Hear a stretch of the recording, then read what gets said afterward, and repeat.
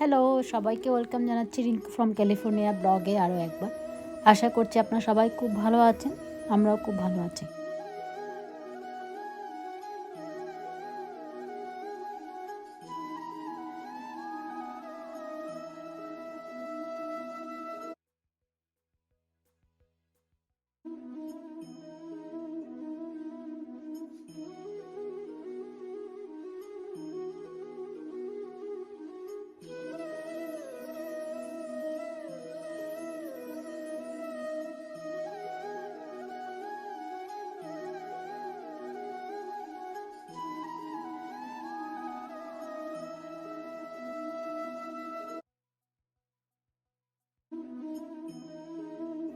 আমরা এখন আছি হচ্ছে পাবনা হেমায়তপুরে যে অনুকূল ঠাকুর আশ্রমটা আছে সৎসঙ্গ, সেখানটাতে।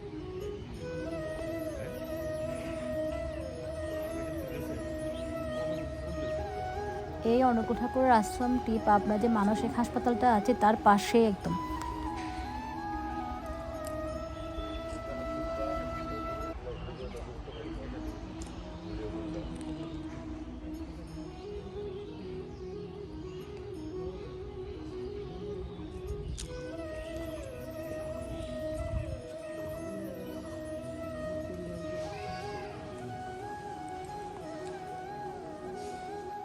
এই মন্দিরটা হচ্ছে অনুকূল ঠাকুরের মাতা পিতার সমাধি স্মৃতি মন্দির, এবং হচ্ছে কি এই মন্দিরের হচ্ছে কি ভিতরে অনেক ঠান্ডা। এত ভালো লাগলো, বসে খুবই ভালো লাগলো, আর শান্তি একটা প্রভাব আসলে মনে হচ্ছে কি একদম নিঃশব্দ একটা সময় ছিল তখন, খুবই ভালো লাগলো। মন্দিরের ভিতরটা এত সুন্দর কারুকাজ করা ছিল, খুবই সুন্দর।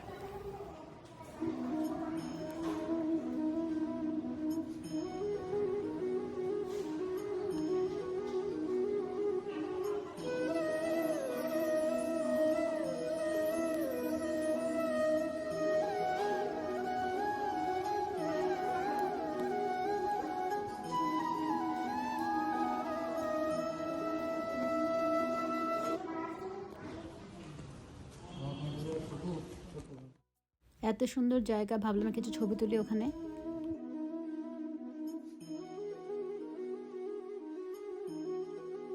আমরা এখন মেন মন্দিরের দিকে যাচ্ছি, যেখানে গিয়েছিলাম ওটা ছিল হচ্ছে ওনার মা বাবা সমাধি, বলতেছে না ওটা মূল আশ্রম হচ্ছে এদিকে। তো চলুন, প্রসাদটা খাওয়ার পর অনেক ভালো লাগলো।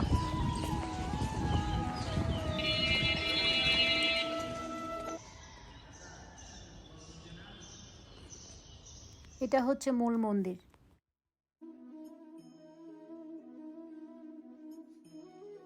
এই সময় ঠাকুরের বিশ্রামের সময়, সেজন্য কোনো শব্দ করা হয়নি। আমরা খুব নিঃশব্দে নিচুপে গিয়েছিলাম, একটা পিন পতন শব্দ ছাড়া, সেজন্য কোনো সাউন্ড ছিল না। আমি প্রথমে চিন্তা করছিলাম কেন সাউন্ড নেই এখানে, হঠাৎ করে মনে পড়লো এই সময়টা ছিল ঠাকুরের বিশ্রাম। আমরা পা টিপে টিপে ঢুকলাম।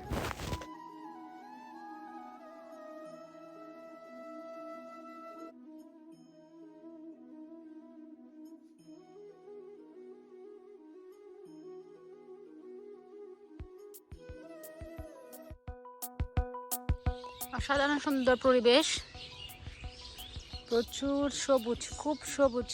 এগুলো মনে হচ্ছে কলা বাগানে না, সব জায়গাতেই পাখি ডাকছে। সময় হচ্ছে 2টা। তুলো আমাকে একটু ভিডিও করো। হ্যাঁ, কিছু বলো, কেমন লাগছে বলো। খুব সুন্দর,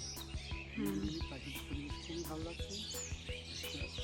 গাম্ভীর্যপূর্ণ একটা ধর্মীয় পরিবেশ। হ্যাঁ, খুবই ভালো লেগেছে। নিরামিষ খাবার হয়ে গেছে। খুবই ভালো। এই দিকটা হচ্ছে মন্দিরের পিছন দিক, যেখানে প্রসাদ দেওয়া হয় সেই দিকটা।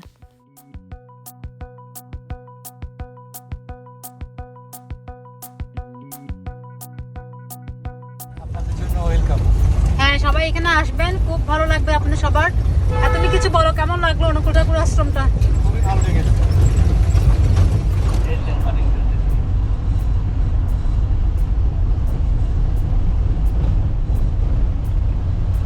আবার আমাদের মোটামুটি আজকের দিনে যাত্রা ঘোরাঘুরি শেষ, ডে 1, তাই তো?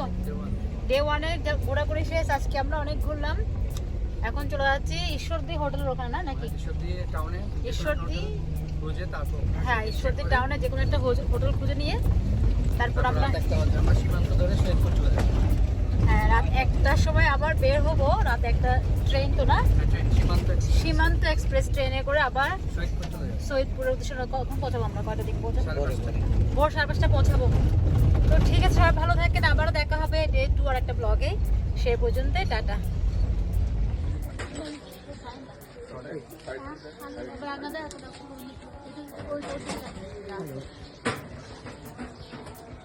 সকালবেলা সব চা না হলে হয়।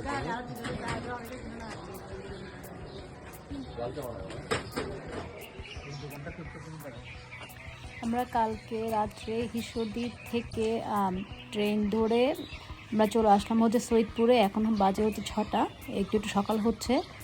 কি সুন্দর পাখির শব্দ শুনেন।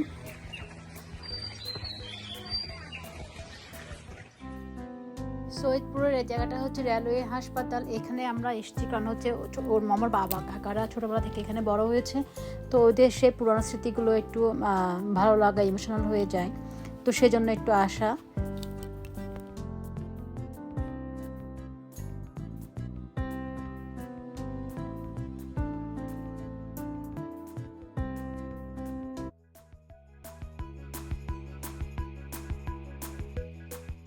এটা হচ্ছে সৈয়দপুরে রেলওয়ে হাসপাতালের ভিতরের অংশ।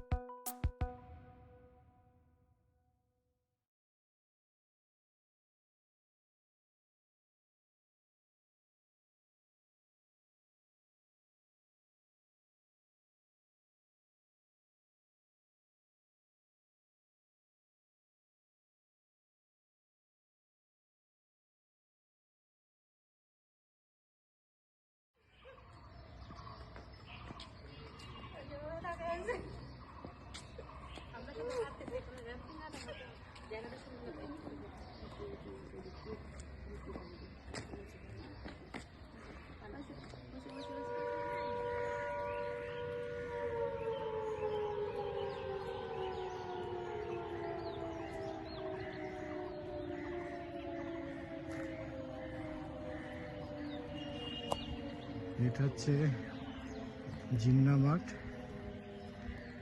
সৈয়দপুরে এই একটাই বড় মাঠ। এখানেও আমার শেষদা মেজদাদের পদচারণায় মুখরিত ছিল।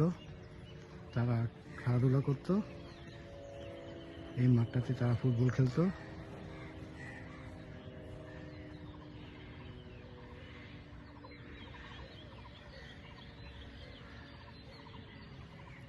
দীর্ঘ অনেক বছর পর এই মাঠে আসলাম।